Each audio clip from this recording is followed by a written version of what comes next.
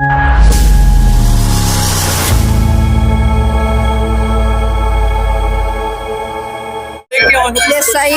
હર્ષિદાબેન ગિરીશભાઈ, ગામ કડિયાદરા, તાલુકો ઈડર, જિલ્લો સાબરકાંઠા. અમારા ગામની અંદર ઘણા સમયથી દેસાઈ સમાજમાં નાની ઉંમરના નાની બહેનો વિધવાથી વર્ષે એક વર્ષે તો એક વિધવા, નાની 20, 25, 30 વર્ષની ઉંમરની છોકરીઓ વિધવાથી ઘણા વર્ષે એક છોકરો તો મરી જ જાય. એક વર્ષનો છોકરો મરી જ જાય, નાના બાળકો હોય. બસ અમને જાણવા મળ્યું કે એમ કે રામદેવ પીરની અંદર જાઓ તમે, તો રાજપુરના ત્યાં રામદેવ પીરનું મંદિર છે ત્યાં, અને તમે જો એ આવો અને પાઠ કરો, તમારા ગામમાં પાઠ થાય અને જો આટલાથી બધું અટકી જાય તો સારું. અમને સમાચાર મળ્યા, અમે અહીંયા આવ્યા, અમે વાત કરી કે સારું અમે તમારા ગામમાં પાઠ કરીએ અને તમારા આથી તમારા શાંતિ થઈ. આખો અમારો દેસાઈ ચૌધરી સમાજ, મોટું ગામ છે કડિયાદરું. હા, પછી અમે બધાએ શાખા સમાજ તરફથી અમે પાઠ કરાવ્યું. આજે લગભગ 10 વર્ષ થયો એ પાઠ કરાયા પછી આજે એક બેન વિધવા નથી થઈ. એ બાપાનો ચમત્કાર સાક્ષાત મારું ઉદાહરણ છે. એક બેન નાની ઉંમરમાં વિધવા નથી થઈ.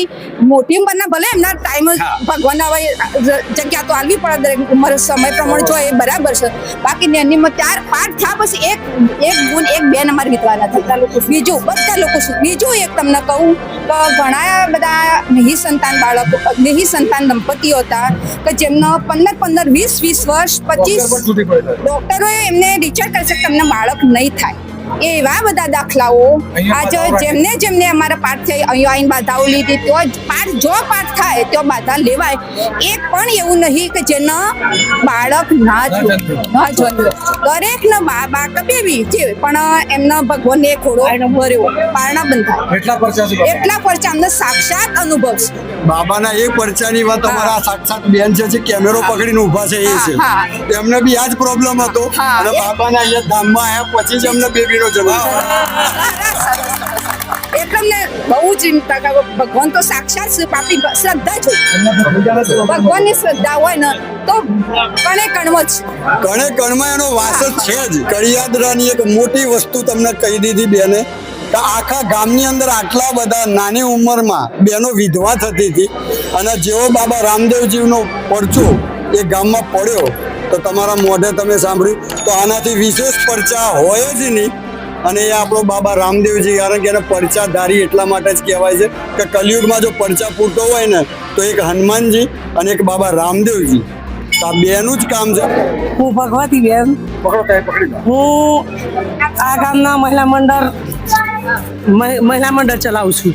દરેક ગામે રાતના ભજન મંડળ લઈ જઈ અને જો તેઓ ફારો આવે એ આ મંદિરમાં હું જમા કરાવી દઉં છું. અને ફારો આવે તેનાથી વિકાસ અમે સારો કર્યો છે એ મંદિરનો. બીજું કે અમે સાયરા ભજનમાં જતા હતા ત્યારે મોટો એક્સિડન્ટ થયો, ભયંકર. એ એક્સિડન્ટ એવો થયો કે કોઈ પણ માણસ બચે જ નહીં. અને ભગવાન બાબાએ દોઢા ત્યાં આવીને એક સ્વરૂપ આવ્યું અને એમને બહાર કાઢ્યો. કોઈ પણ માણસને કંઈ પણ ઈજા થઈ નથી. એટલે બાબાનો પરચાની તો કોઈ વાત થાય જ નહીં. બાબાના પરચા ઘણા બધા છે પણ એમના પરચાની તો શું વાત કરીએ. અને અહીંયા ભાદરવા મહિનામાં નોમના દિવસે નેજા ઉત્સવ ઉજવાય છે. આ મહાસુદ બીજના દિવસે મોટો ઉત્સવ ઉજવાય છે. અને દર સુદ બીજે મોટો મેળો ભરાય છે. ભક્તો બધા ચાલતા આવે છે અને એમની માનતાઓ ભગવાન પૂરી કરે છે. તો પેડા તુલા, સાકર તુલા, ગોળ તુલા બધું અહીંયા થાય છે. જય રામજી. તો ભગવતી બેન એક મસ્ત વાત કરી કે એ પોતે ભજન મંડળ ચલાવે છે. ભજન મંડળના એ આગળ પડતા બેન છે. તો ગામે આજુબાજુ બધી જગ્યાએ ભજન મંડળી કરે છે અને ભજન મંડળીમાંથી જે પૈસા આવે છે એ બાબાના ચરણોમાં ધરાવે છે. તો એમને સાયરા, અહીંયા મોડાસાથી નજીક એક ગામ છે, સાયરા જતા ભયંકર એક્સિડન્ટ થયો હતો. તો બાબાએ ખુદ એમને બચાવ્યા હતા. કોઈ બચે એવી પરિસ્થિતિ નથી, પણ કોઈને કશું જ ના થયું. એક માણસ આવ્યા અને જેમને બધાને બહાર કાઢ્યા. તો એ માણસ કોણ તો તમે જાતે સમજી જાઓ કે જેને અહીંયા ઈંટો માટે પૈસા આપ્યા, બાનું આપ્યું, મૂર્તિ માટે આપ્યું. તો એ ગામના બેન જે અહીંયા હોય છે, ભજન મંડળી કરતા હોય, એમને કંઈ થવા જ ના દે. તો આ બાબાનો મોટો ચમત્કાર. અમે તો ચમત્કારો ગોતવા આવ્યા હતા કે નાના પરચા પૂર્યા છે, પણ આ બાબાએ તો ઊંચા કરીને બહાર મૂકેલા છે. તો આના જેવી કોઈ વાત જ નથી. તો આ તો ભરતભાઈ, તો આ મંદિરને અહીંયા કોટવાલ છે, રાજપુરા ગામ, જે કહેવાય છે કે અમે મંદિરનો ઇતિહાસ તો અમે નહોતા જ જાણતા, પણ આ ગામની અંદર પગ મૂકતાની સાથે ખબર પડી કે આ મંદિર શું. તો આ મંદિર જ્યાં ઊભું છે ત્યાં ઈંટોનો જે આપણે જે બાનું કહેવાય કે ઈંટોનું બાનું પણ ભગવાન રામદેવજી પીરે પોતે આપ્યું. મંદિરની અંદર જે મૂર્તિ છે 20 વર્ષની આયુષ્યવાળા જે દાદા બાપા રામદેવજી દેખાય છે, એ 20 વર્ષની ઉંમરમાં જે દેખાતા હતા એવી મૂર્તિનું બાનું પણ રામદેવજી ભગવાને ખુદે આપ્યું છે. તો એ થોડી માહિતી આપણે મંદિરના જે કોટવાલ છે ભરતભાઈ, એમના મોઢે આપણે સાંભળીએ. શ્રી રામદેવજી મંદિર રાજપુર ધામ છેલ્લા 71 વર્ષથી મહાસુદ બીજનો પાટોત્સવ ઉજવાય છે. આ સાલ અમે નવું એક આયોજન કર્યું કે વન કરતા હતા, તો મોટા પાયે એવું સારું આયોજન કર્યું. અને અહીંયા ભક્તો એવા આવે છે કે આસ્થાને અહીંયા બાળકોને તુલા કરે અને બીજ પડે, અને અહીંયા મહાપ્રસાદનું પણ આયોજન કરવામાં આવે છે. દર બીજે ભક્તો એટલા બધા આવે છે કે 10 થી 15 હજાર ભક્તો દર્શન કરવા માટે આવે છે. અને અહીંયા મંદિરનો ઇતિહાસ એવો છે કે ભગવાન રામદેવજી પોતે આજથી 250 વર્ષ પહેલા પોતે ભગવાન ઈંટવાળાથી બોનું આપીને પોતે ઈંટો લાવી અને અહીંયા મંદિર બનાવેલું છે, બરાબર. અને બીજું કે ખાસ કે અહીંયા અમે ગામે ગામ જોતપાઠ કરવા જઈએ છીએ. અહીંયા કોઈની માનતા તુલા અમે ભગવાનની પૂરી કરીએ છીએ. અમારો એટલે એક આધાર છે કે ભગવાન રામદેવજી પાઠ પૂરીએ, અને અમે અમારો કોઈ સ્વાર્થ નથી. અને બીજું કોઈ ખાસ કહેતો ને જય રામદેવ. જય રામદેવ. દાદાએ જે વાત કરી કે આજુબાજુ ગામમાં અમે પાઠ પૂરીએ છીએ, તો પાઠનું એક તમને મહત્વ કહી દઉં કે જ્યારે રણેજાની અંદર બાબા રામદેવજીએ પોતે સમાધિ લીધી, અને સમાધિ લીધા પછી એમને એમ કીધું હતું કે આ સમાધિને બીજી વખત કોઈ એને છેડછાડ કરતા નહીં. પણ એમના જે ભાઈ હતા હરજીભાથી એ બંને ગાઢ મિત્રો હતા, પણ બાબાએ સમાધિ લીધી એમને ખબર નથી. તો બાબાની સમાધિ એમને ફરીથી થોડી પેલી કરી, આગા પાછી કરી, જેમાં બાબાએ એમને કીધું હતું કે હું પ્રગટ તો રહીશ જ, દેખાઈશ નહીં પણ હું પ્રગટ રહીશ. અને પ્રગટ રહીશ તો એ જ્યોતિના સ્વરૂપે, જ્યોત સ્વરૂપે પ્રગટ રહીશ. એટલે જ્યાં બાબા રામદેવ પીરના જે પાઠ પુરાય છે ત્યાં જ્યોતનું મહત્વ છે. અત્યારેની પહેલા તો એમ કહેવાતું હતું કે બાબાનો પાઠ ચાલુ થાય ને જ્યોત એની જાતે પ્રગટ થાય. પેલા પ્રગટ જાતે થતી હતી. મારી 47 વર્ષ કે 47 ની મારી ઉંમર છે, મેં પણ 2 વખત આ જ્યોત પ્રગટ થતી જોયેલી. તો આ પેલા જ્યોત પ્રગટ થતી હતી એટલે કે બાબાની હાજરી ખરેખર આવતી હતી. બાબાએ કીધું હતું કે જ્યાં મારો પાઠ પૂરાશે ત્યાં મારી હાજરી રહેશે. અને બીજું પાડિયાદ કરીને આપણું ગામ છે અહીંયા બોટાદ બાજુ, ત્યાં એમનો જન્મ, એટલે કે બીજું એમનું સ્વરૂપ ત્યાં પ્રગટ થયું હતું. અને જ્યોતિ સ્વરૂપે દરેક જગ્યાએ હાજર હોય છે.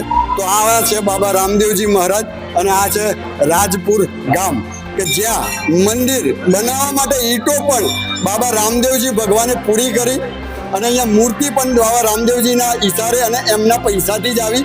અને અહીંયા જે ભાવિ ભક્તો પાછળ જમે છે, તો એ જમણવારનો ખર્ચો પણ કદાચ ભક્તોને પ્રેરણા પણ એ જ મૂકે છે ને વાલા. દરેકના મનમાં એ જ વસાયેલો હોય તો જ આપે નહીં. અને ઘણા બધા અમારા દાદાએ હમણાં મસ્ત વાત કરી કે ડોક્ટરે કીધું હતું કે ઘેર લઈ જાઓ, ફેંકી દેજો કપડામાં બાંધીને. આ તમારી સામે ઊભા છે, તો આને કહેવાય બાબા રામદેવજીના પરચા. હજી ઘણા બધા પરચાની વાતો અમારે કરવી છે. ભગવાનનો અવતાર જ છે, કૃષ્ણ ભગવાનનો અવતાર જ છે. ને હજી બધા માણસો જે આવે છે એને તો જો દુઆથી માને તો દ્વારકા ને મથુરા કઈ જવાની જરૂર નથી. એટલે અહીંયા જ આપણે ભગવાન ઉત્પન્ન થયેલા છે. આપણે કૃષ્ણ ભગવાનનો અવતાર જ છે. અને અહીંયા માનો તો કૃષ્ણ ભગવાન પોતે જ અહીંયા જ બેઠેલા જ છે.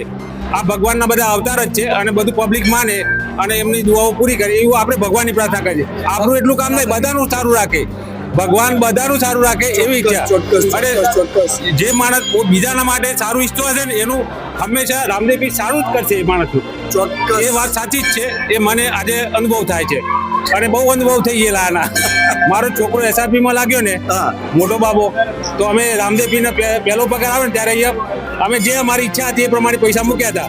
અને રામદેવપીની પ્રાર્થનાથી જ થઈ ગયું છે. એટલે મન્નત તો ખરેખર પૂરી થાય છે, 100%ની વાત છે. હા, મન્નત પૂરી થાય છે, પણ ખરા દિલથી રાખો તો. પછી ભગવાન બદલી રાખો આમ છે, પણ એ નથી. રામદેવપીર કૃષ્ણ ભગવાન જ છે, આપણે માનવું જરૂરી છે. કોઈ પણ માણસ પૂરા ધ્યાનથી માને ને અંદરથી માને ને તો ચોક્કસ સપનું પૂરું થાય છે 100%. અને બીજું બસ, થેન્ક યુ. ચોક્કસ.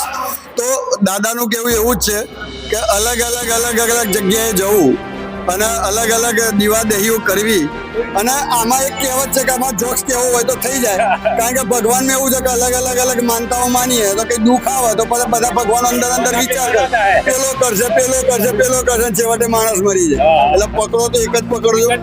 રામદેવજી મહારાજ છે એ કૃષ્ણ ભગવાનનું સ્વરૂપ છે એ અજમલજીની આખી વાત છે.